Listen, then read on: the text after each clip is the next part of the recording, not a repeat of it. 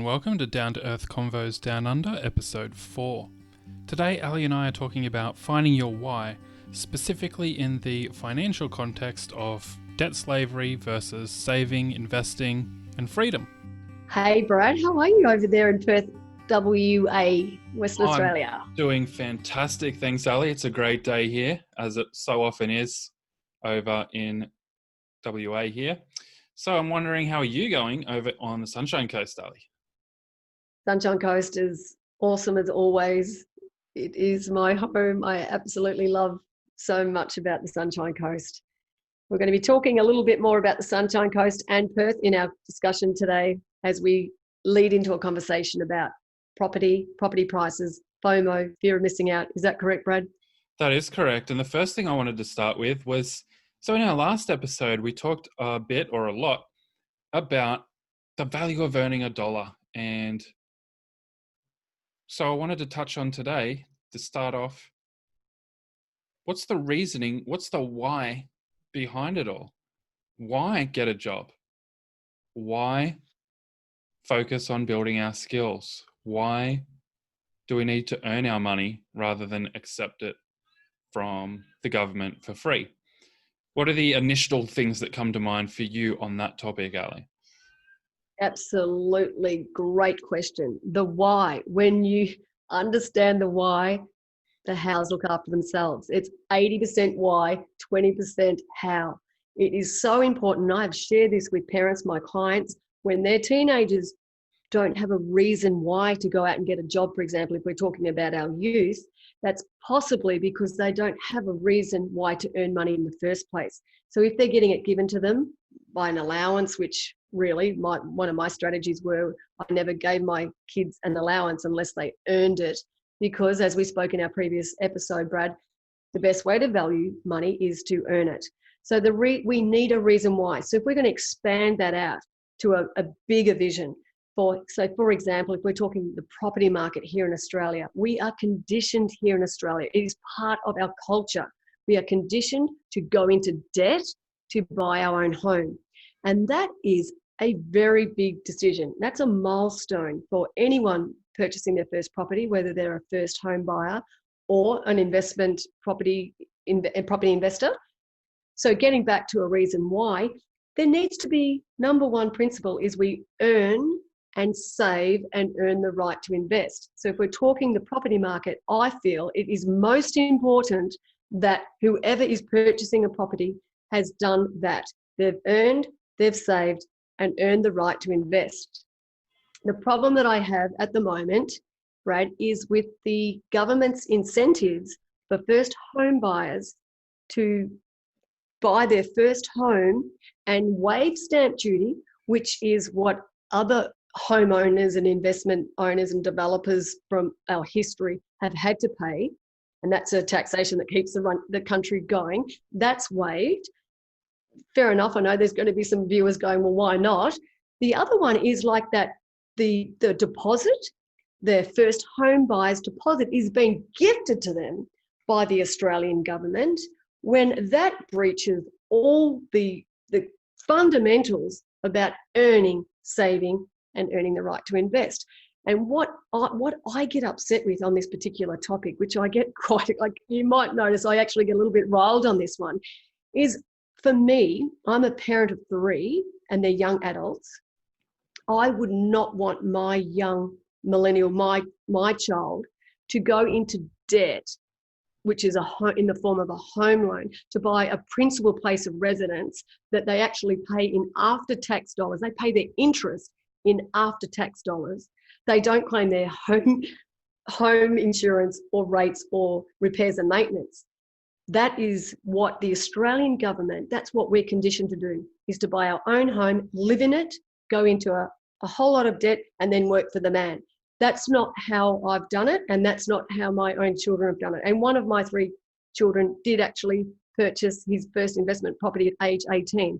That's because they've had the privilege of working, earning their income in a family business, and when you earn and don't spend, that savings was just there. And there were times gone by that we will not probably see, maybe not again, My kids were known to have earned 6 and 7% interest at the Commonwealth Bank of Australia when I saw it on a gigantic sign. So my kids actually earn money on their savings while they're at school.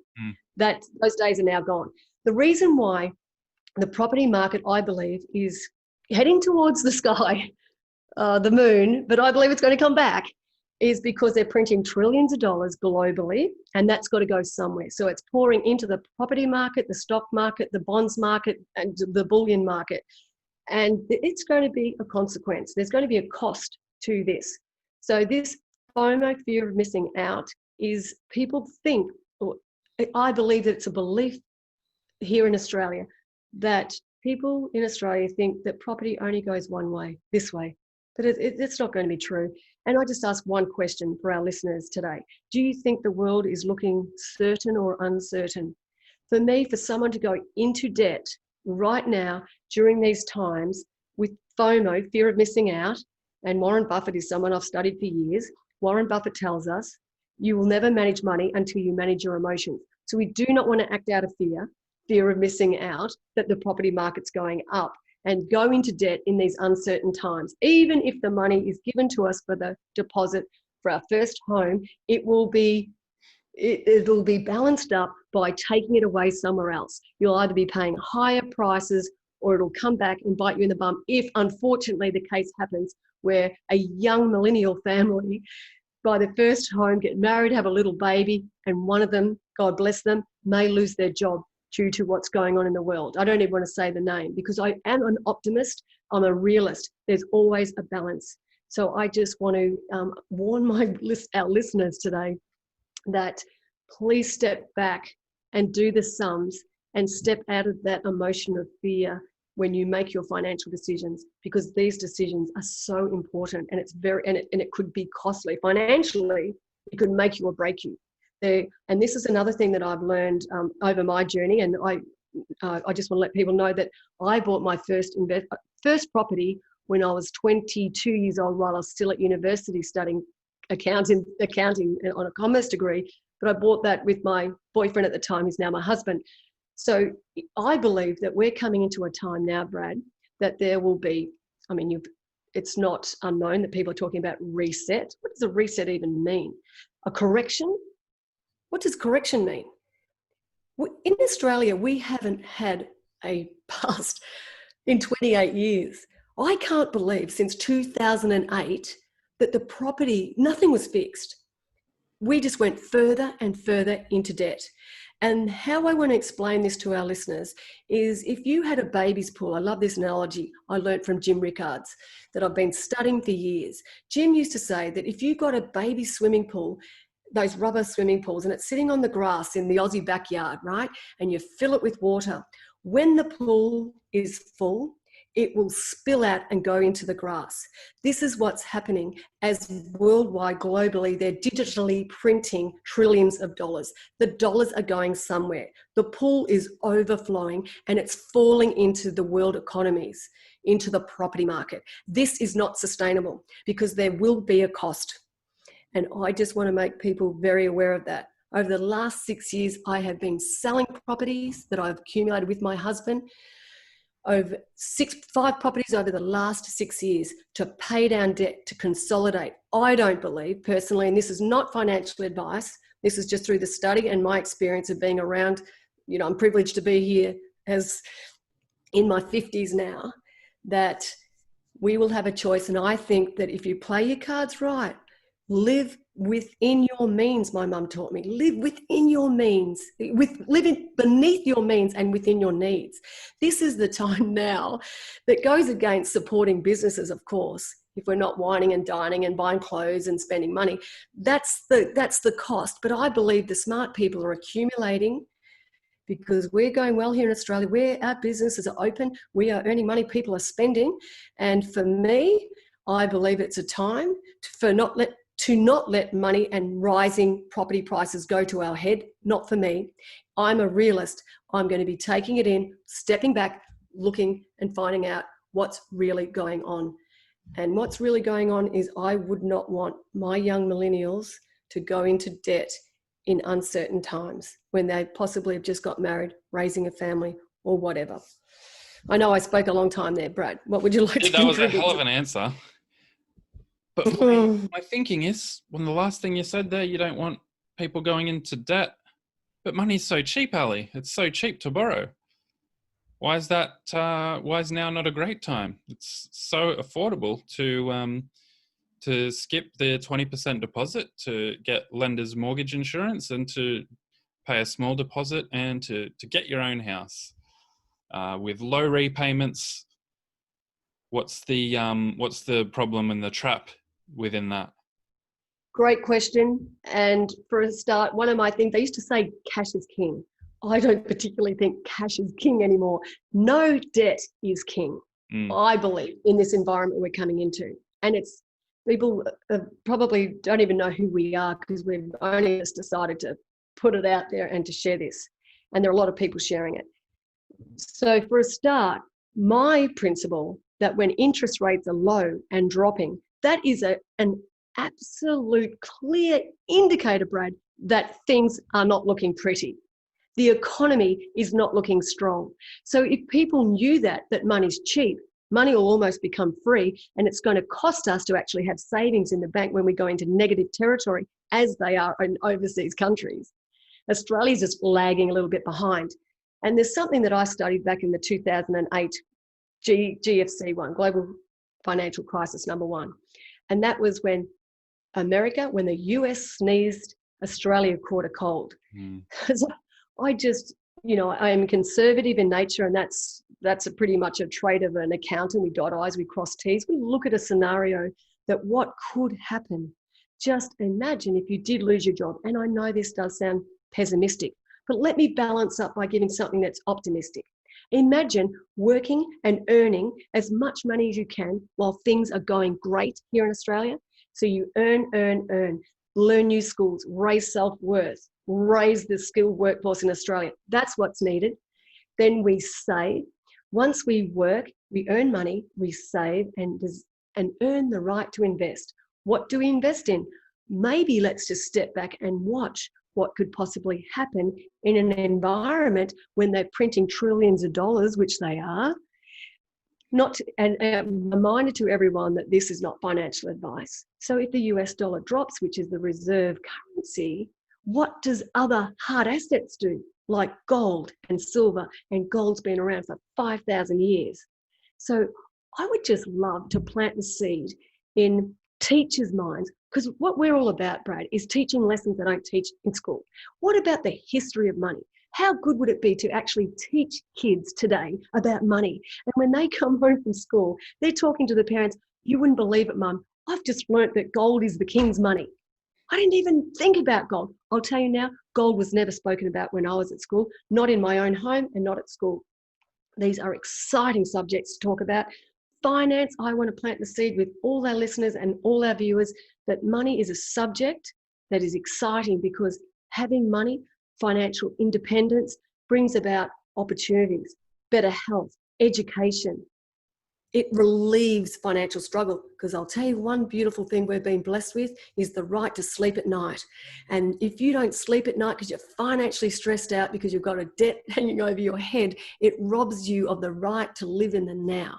And that's my argument, that why not just set yourself up and learn about money and learn and earn new skills, doing what it is that you love and enjoy, or if you don't know what that is, just try new things.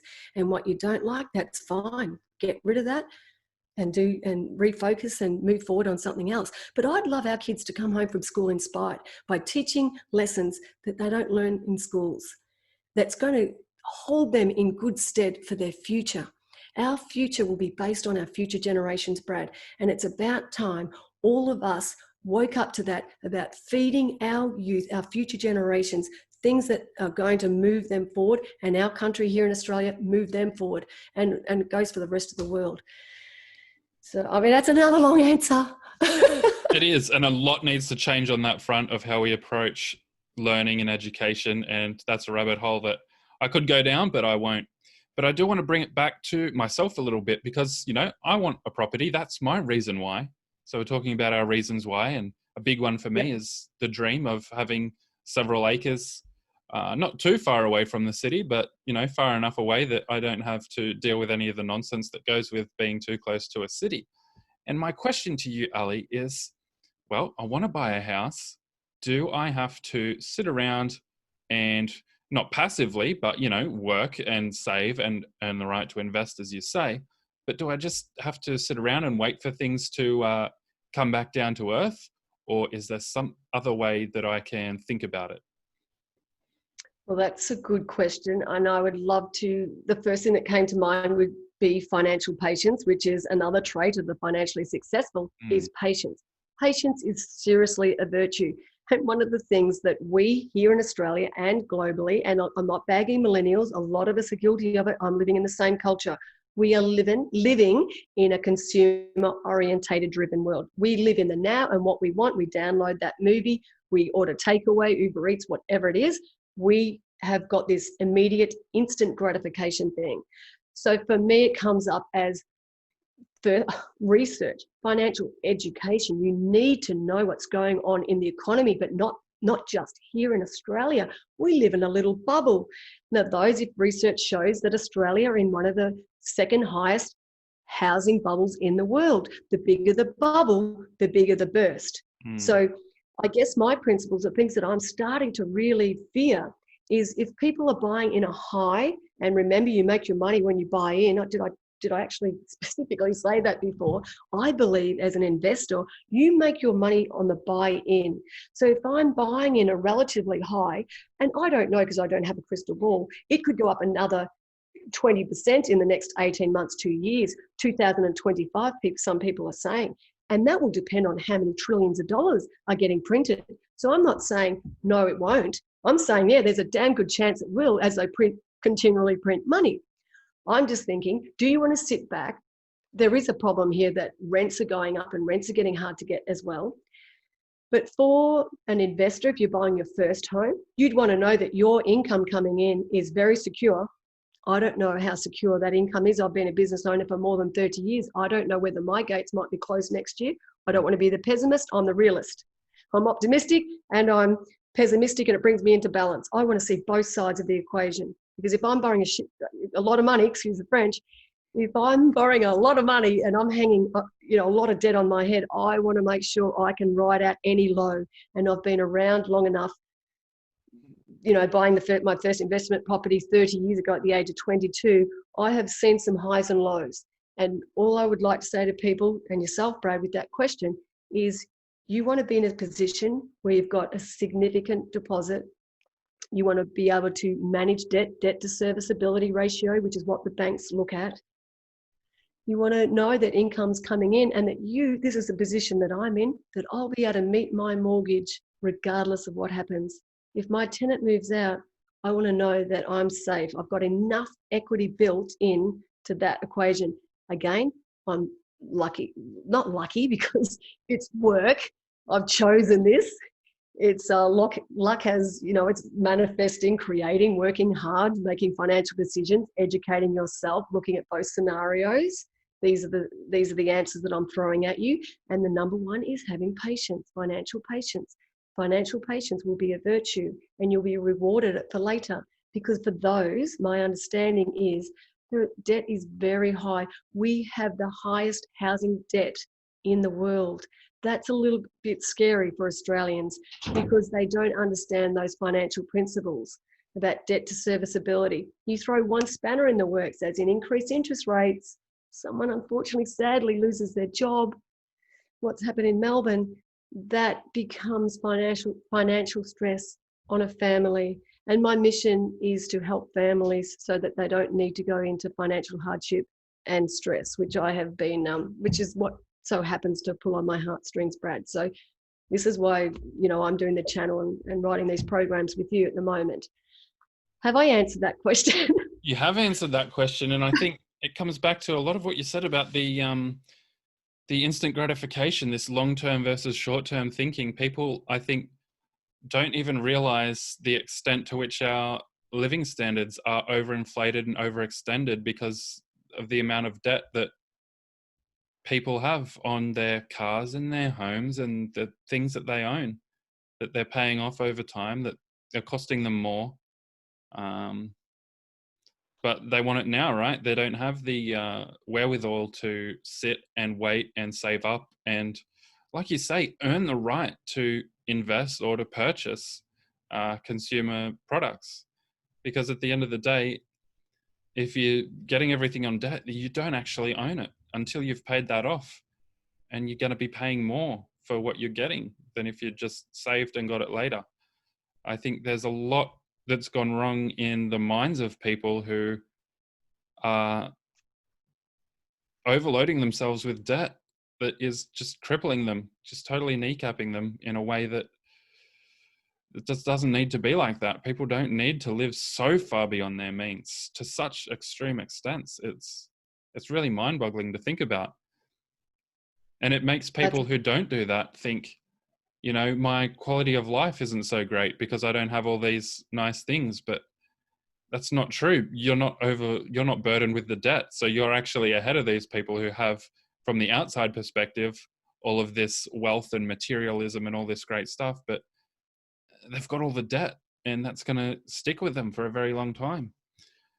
What are your thoughts on that? Oh, wow. You touched on a few things. Firstly, the great book that I've read that I actually see a lot of myself in is The Millionaire Next Door. Those who look like millionaires aren't, and those that aren't millionaires. So it's like those who look like millionaires aren't millionaires, and those who don't look like millionaires are, because financially savvy people don't need to impress people. So we invest in assets that earn a return that will increase in value over time. So if you saw the car I'm driving right now, you'd be blown out. And I would remind you, Warren Buffett, he just keeps coming down to me, doesn't he, in my conversations. But Warren Buffett lives in the same house from the 1960s. He doesn't need to prove anything to the world. And I'm not saying that people need to prove themselves. I really understand that people like to feel good and drive a nice car and wear beautiful clothes and jewelry. And that's fantastic. And I do too.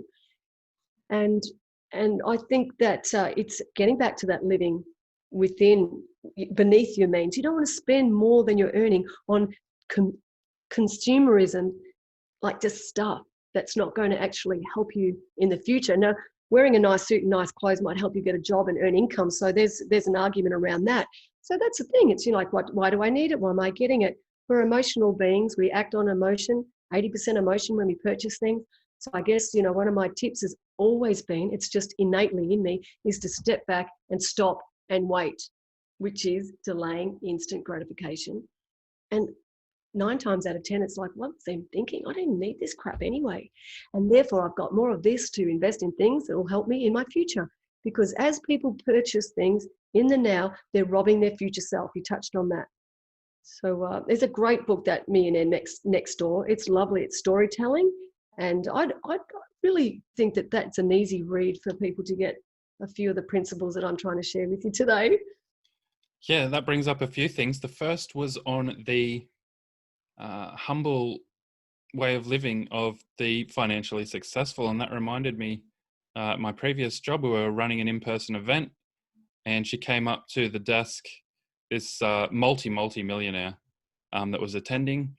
And, you know, we had it in our email that if you want to get your parking fee back, you can come up to the desk and they'll give you the way to get that returned. And that would be absolute drop in the ocean to her.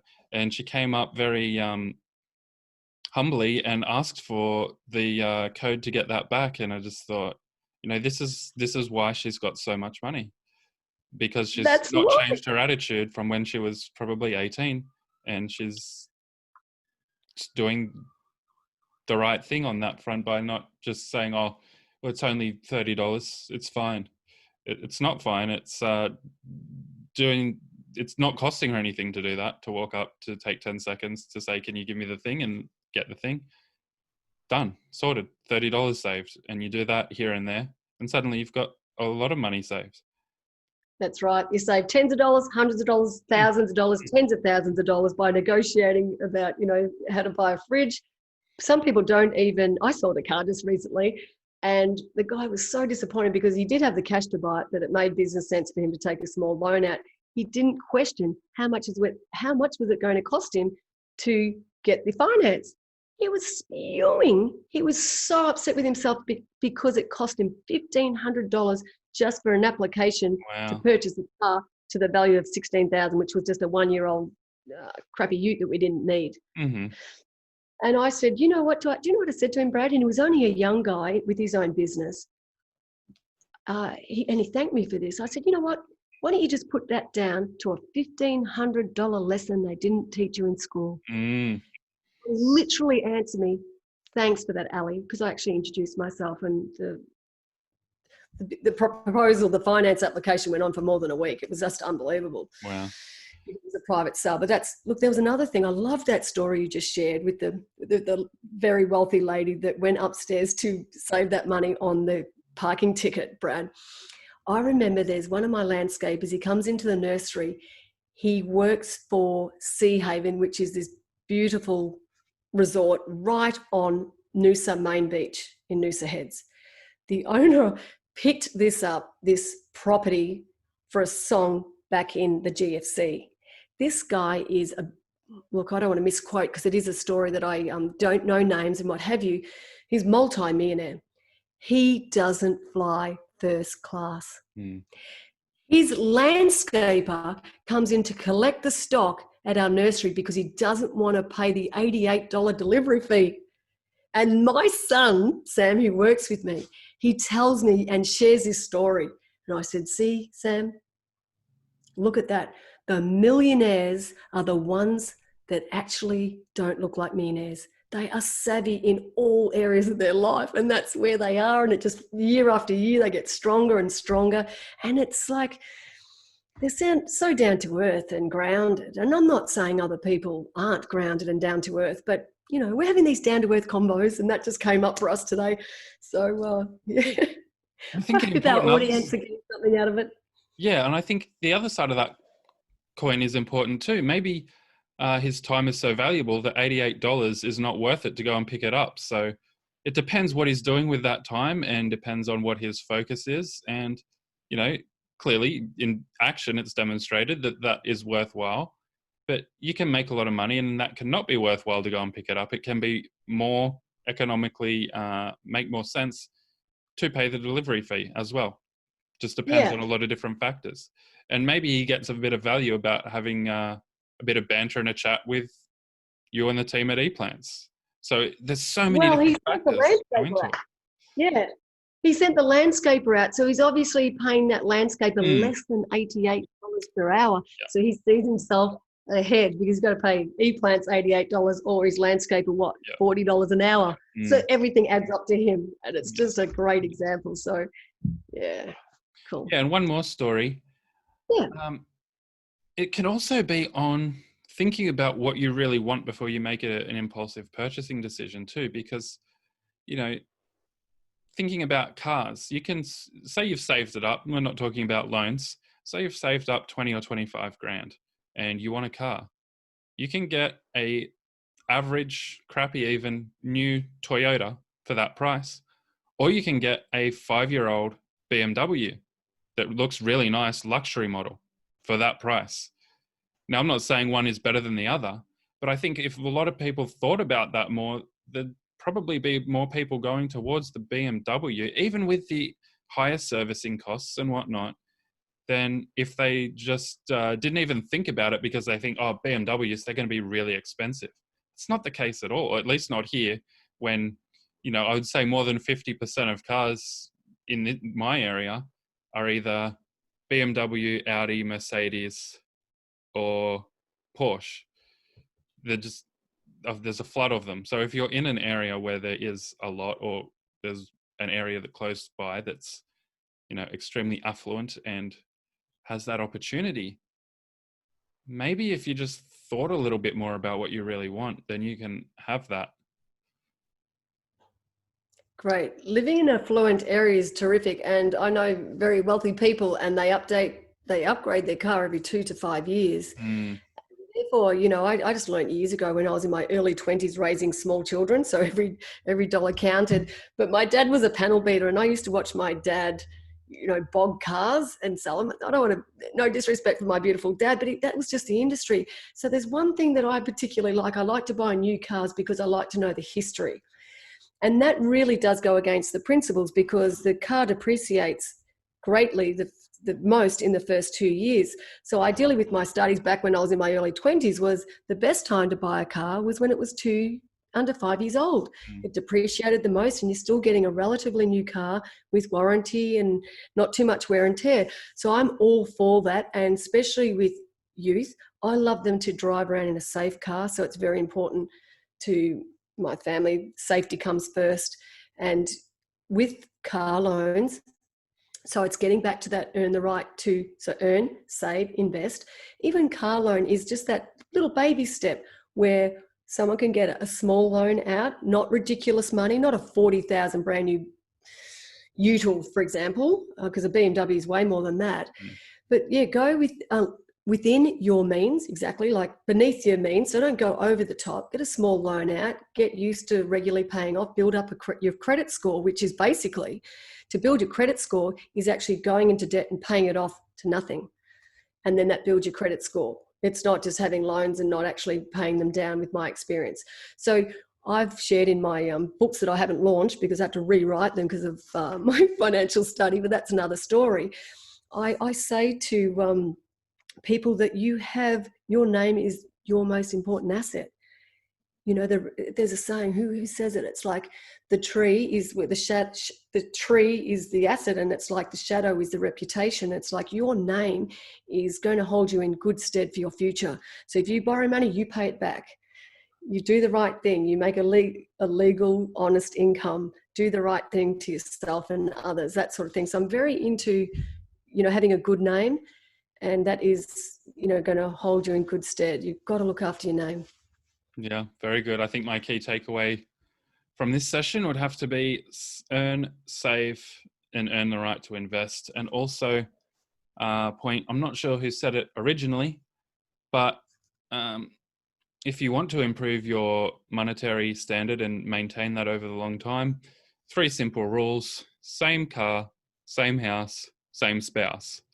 I think that is absolutely golden, because any one of those can be financially ruinous if it's not thought about in the right way. And thinking long term, those things can cause a lot of issues. Updating your car, even people who update their phone every 2 years, I just can't understand that at all. That's just me. Ali, what are your key takeaways?